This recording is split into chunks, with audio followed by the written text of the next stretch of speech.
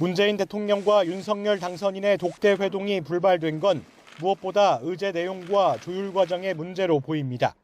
청와대 고위 관계자는 실무협의라는 부분이 아무래도 회동 의제와 관련된 것 아니겠느냐고 말했습니다. 실제 청와대 내부에서는 윤 당선인 측이 일방적으로 의제를 설정한 데 대한 불쾌감이 컸던 것으로 알려졌습니다.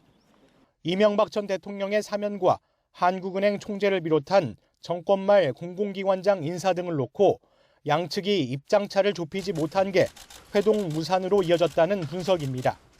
김경수 전 경남지사의 동반 사면이 제기되면서 상황이 더욱 복잡해졌다는 지적이 나옵니다. 또 공석 중인 감사원 감사위원 2석과 중앙선관위 상임위원 1석을 놓고도 난기류가 형성된 것으로 전해졌습니다. 양측 모두 공식적인 설명을 하지 않고 말을 아끼고 있지만 장 외에서는 갈등이 표면화하고 있습니다.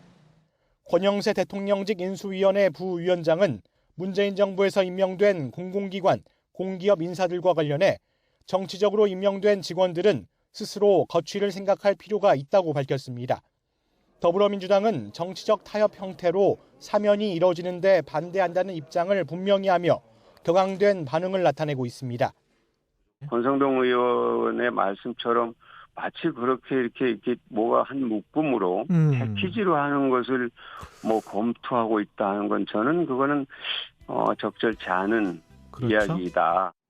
문제는 여러 사안에 대해 입장이 너무 갈려 단기간에 해법을 찾기 쉽지 않아 보인다는 점입니다. 기관장 인사를 놓고는 새 정부 출범 전까지 이루어질 인사는 당선인 측과 협의해야 한다. 대통령 임기 내 인사권은 존중돼야 한다며 서로 맞서는 형국입니다. 이에 따라 순조로운 정권 이양은 물 건너갔다는 우려도 제기됩니다. 대선 이후 문 대통령과 윤 당선인 측 모두 국민 통합을 앞세웠지만 불과 선거 일주일 만에 충돌이 이어지면서 당분간 긴장 관계를 해소하기는 쉽지 않을 것으로 보입니다. YTN 백종규입니다.